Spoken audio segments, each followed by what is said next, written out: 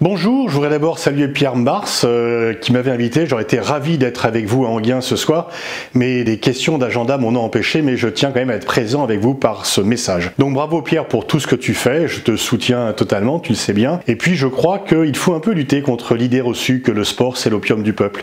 On voit en fait de nombreux exemples contraires.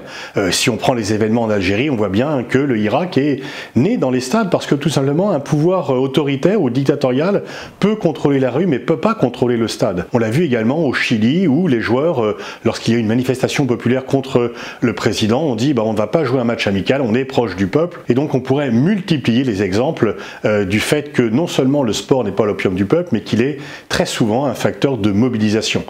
On a l'exemple célèbre de l'équipe du FLN entre 58 et 61. L'équipe de Palestine aussi joue un rôle important dans l'affirmation de l'identité nationale palestinienne.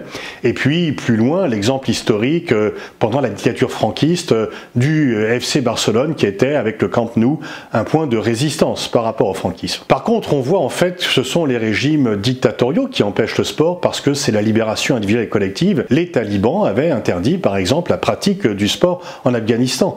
Et donc ce sont plutôt les totalitarismes qui viennent empêcher la pratique du sport, alors que le sport est l'émanation d'un souhait démocratique et populaire. Mais je voudrais venir à un second point qui tient à cœur à Pierre, c'est l'engagement sociétal des sportifs.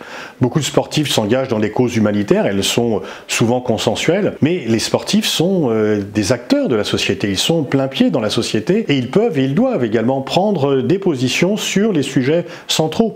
Ils sont très souvent issus de milieux populaires, ils ont souvent souffert, étant jeunes, de ségrégation, de racisme, et donc il n'y a aucune raison qu'ils ne prennent pas position sur les questions de société, surtout qu'ils sont maîtres de leur destin. Un sportif accompli, bien même s'il prend une position qui peut être clivante, il s'exprime et finalement ses talents vont lui donner cette liberté de pouvoir s'exprimer. Bien sûr, c'est plus difficile de le faire au début d'une carrière parce que on n'a pas encore tous les éléments et finalement une jeune vedette sportive de 20-22 ans a l'exposition médiatique supérieure à un ministre de 60 sans avoir l'expérience, mais au fur et à mesure, cela peut venir, et donc en fait on attend des sportifs qu'ils montrent qu'ils sont des acteurs de la société, qu'ils prennent position, qu'ils s'engagent et qu'ils payent de leur personne dans leurs engagements.